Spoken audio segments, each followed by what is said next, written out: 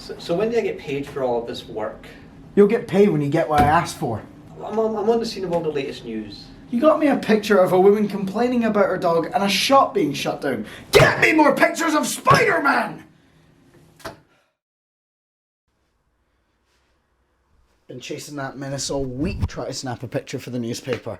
Can't get one. But I think I know where I could find one. On Spiderman Remastered, released for the PC. One of the best games I've ever played. And that's no joke. Not even the best superhero game, but one of the best of all time. I played this game on the PS4 2 years ago and experienced one of the best superhero stories in a game, amazing flowing combat, incredible web swing, really fun side missions, and my second favourite incarnation of Spider-Man in any media. There is hardly a bad thing I could say about the game. In fact, I can only think of one thing off the top of my head, but it doesn't really affect my enjoyment of the game. And with that being said, let's swing straight into Spider-Man Remastered. So the immediate thing to say about this game is that it is drop dead gorgeous. One of the best looking games I've ever played, with an amazing rendition of New York City. I originally wasn't too fond of Peter's new face or the game's original suit, but after playing through the whole game with them, I got used to them, and actually grew an appreciation for them. The new face is quite obviously to make him match more with Tom Holland's rendition of Peter Parker, and while it makes him less unique, and I don't think it fits this version of Peter as much as his old face, I can see why they would do this from a marketing point of view. The suit is one of my favourite ever made, although I first thought the white spider looked off, and the bits on his hands looked a little bony, for lack of a better word. On the subject of suits, there are tons of them. The Raimi suit, 2099 suit, Tom Holland suit, Amazing Spider-Man suit, Scarlet Spider, a black suit for beating the Black Cat side content, and even a vintage comic suit after you beat the game. And Bagman. Can't forget Bagman. This is just a fraction of the suits on offer here. However, there are some notable ones that don't make an appearance, like the Proto suits from the Raimi and Amazing Spider-Man films, or the suit from Amazing Spider-Man 2, and of course the Venom suit, although it seems that they're keeping that for the next game. But they could have at least included the Raimi version of it from Spider-Man 3. But let's move on from the suits and talk combat. A comparison to the Arkham series combat is obvious and inevitable when discussing any superhero game released post Arkham Asylum. However, I feel that this game does enough to make it feel different. The main difference I feel is how the combat feels. Spider-Man feels very suited to one-on-one combat. I found myself taking out enemies one at a time, focusing in on a brute or flying sable soldiers before taking out the smaller goons. Meanwhile in Arkham, I am bouncing between many enemies at once, punching one guy before flipping across the room to another and then backflipping to kick a third guy in the jaw. Arkham is fantastic at crowd control, but Spider-Man is incredible at dueling. Now for specifics.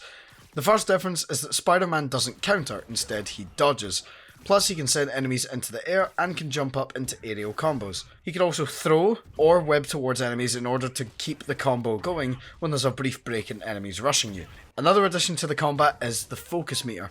This allows Spider-Man to either heal himself or use a fancy takedown move after generating enough focus. The Arkham series had nothing like this as far as I'm aware, and it adds quite a lot to the combat.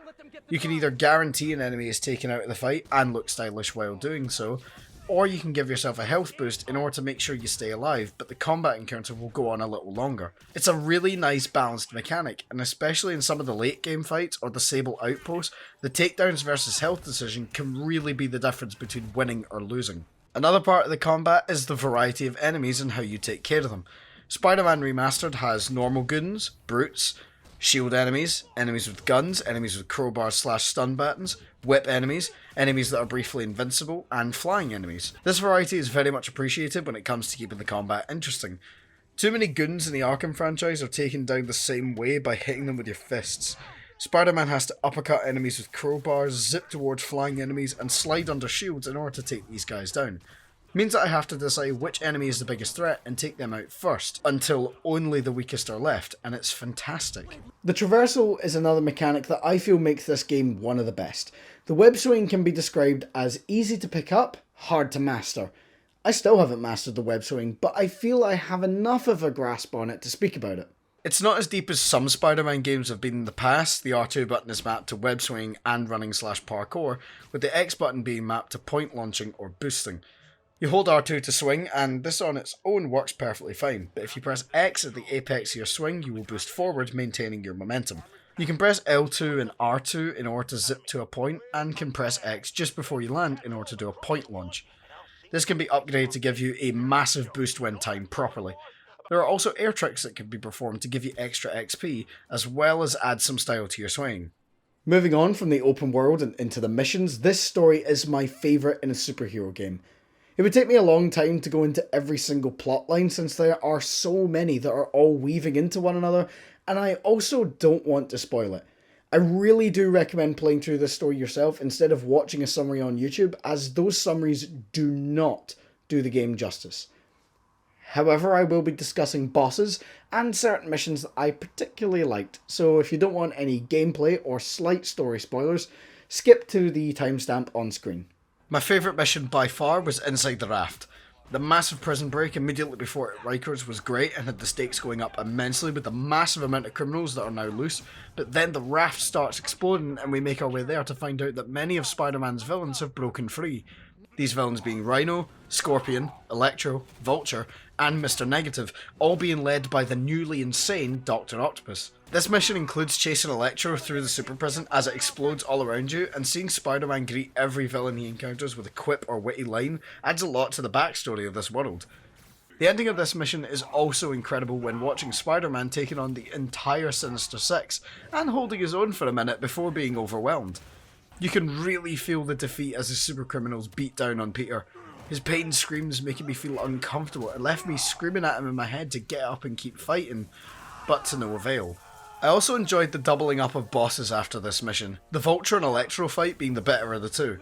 This fight involves dodging Electro's electric bursts to web him up and destroy generators, while trying not to get hit by the Vulture flying around the arena and will occasionally rush at you. This meant I had to juggle dealing with the two on the fly while keeping myself in the air to keep the fight going, which unfortunately didn't translate to the Rhino and Scorpion fight. Scorpion is easy to deal with as you just wait for him to shoot at you and then web him up before giving him the old 1-2. Rhino will be charging around after you, but he's incredibly easy to deal with as well. Just make him run towards you and pull objects into his way before smacking him a few times. This meant I could deal with each of them individually before dealing with the other, unlike the other fight where I would switch between Vulture and Electro every few seconds. The final boss against Otto Octavius was also a pretty good one. This fight starts with Otto throwing pieces of the building at you, and you throwing them back to get a few hits in, and eventually escalates to the two of you standing on the side of the Oscorp Tower, with no web shooters, half a mask, and nothing but your fist to help you out.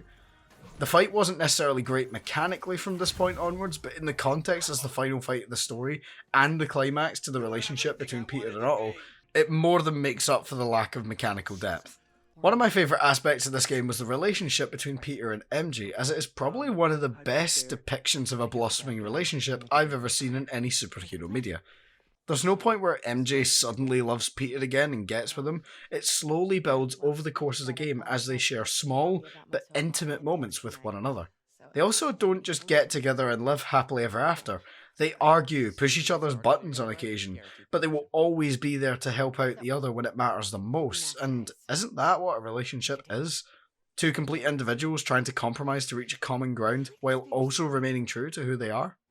On the point of MJ, however, I did not enjoy her and Miles' missions involving stealth. This is a Spider-Man game, and I want to play as Spider-Man. These missions always felt like a brief speed bump in the progression of the main plot to have the other characters do something in the story, but these stealth missions could have been made more interesting if we were just playing as Spider-Man. I'm really not a fan of AAA games always feeling the need to force stealth segments into games where they're really not needed, or are simply not that fun to play compared to the rest of the game. Moving on from the main quest, let's talk about side content, and I really don't like calling it that in this game, as most of it is very enjoyable. The Tombstone side mission being a highlight, as well as the Taskmaster challenges. Tombstone has been setting up to sell a drug which gives people the same invincible skin that he has. We found out all of this and make an antidote so that we can take Tombstone down ourselves while burning down his entire operation. This side mission spices up the usual combat, as now you have to prioritise enemies that are not invincible and wait for the hardened skin to wear off before focusing your attacks on those enemies. The Tombstone fight was also interesting, as it made me more reliant on dodging than just attacking, since Tombstone can hit like a fucking truck. The Taskmaster content includes combat and stealth challenges, timed missions to defuse bombs, and following drones through the city. You can get 3 different scores, and once you do a certain amount, Taskmaster will catch and fight you before vanishing. Finish them all and you get a rematch, where this time you take him down. The fights with Taskmaster are really interesting, as he will block or dodge most of your attacks, unless you wait for his attack and counter him. It meant I actually had to pay attention and couldn't just button mash dodge and then mash again. The game also includes some puzzle segments to do with spectrograms and electrical circuits. However, I couldn't be bothered with these, so in the menu selected the option to skip them, which is a very handy feature, as it meant I wasn't completing these puzzles I had already played before when I first beat the game. The menu also included the option to turn off all QTEs, which is cool for those who don't like them or can't perform them, although it is pretty obvious where these sections were when playing the game. And that more or less sums up my thoughts on Spider-Man Remastered, a fantastic game with satisfying traversal and combat mechanics, an amazing story, and an all-round great package. I will cover the DLC at some point, but for this video I decided to stick to the base game in order to make the project a little more manageable. But that's all from me today, and I'll see you all next time. Goodbye.